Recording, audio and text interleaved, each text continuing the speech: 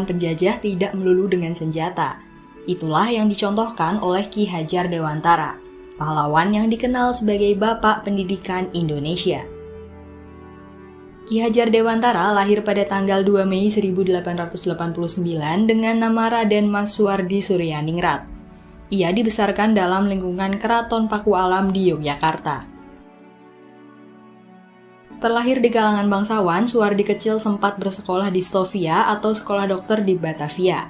Namun karena kondisinya yang sakit-sakitan, ia tidak menamatkan pendidikannya. Suwardi muda kemudian bekerja sebagai jurnalis di beberapa surat kabar seperti Utusan Hindia dan Kaum Muda. Selain menulis, ia juga aktif berorganisasi. Pada tahun 1912, Suwardi bersama Douwes Dekker dan Cipto Mangunkusumo mendirikan partai politik pertama di Hindia Belanda yang bertujuan untuk mencapai kemerdekaan bangsa Indonesia. Kritiknya terhadap pemerintah kolonial dalam tulisan berjudul Seandainya Aku Seorang Belanda membuat Suwardi diasingkan ke Belanda pada 1913 bersama Cipto Mangunkusumo dan juga Douwes Dekker yang saat itu membela keduanya.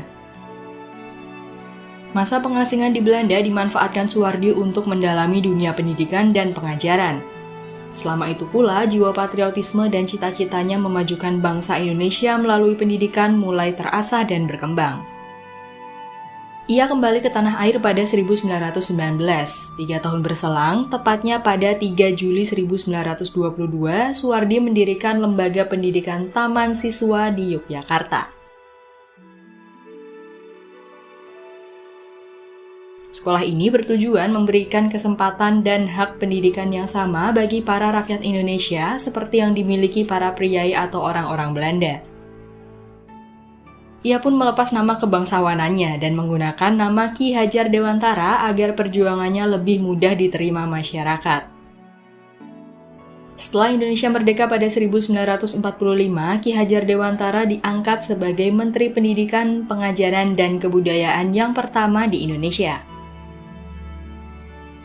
Ki Hajar Dewantara wafat pada tanggal 26 April 1959 di Yogyakarta. Pada tanggal 16 Desember 1959, hari kelahirannya ditetapkan sebagai Hari Pendidikan Nasional. Ki Hajar Dewantara juga menciptakan 3 buah semboyan yang sampai saat ini masih digunakan di dunia pendidikan.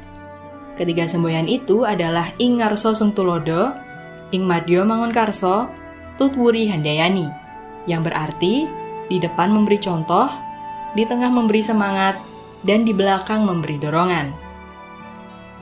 Ketiga semboyan peninggalan Ki Hajar Dewantara itu kemudian menjadi semboyan dalam pendidikan di Indonesia. Bahkan bagian dari semboyan ciptaannya, yaitu Tut Wuri Handayani, menjadi bagian dari logo Kementerian Pendidikan dan Kebudayaan.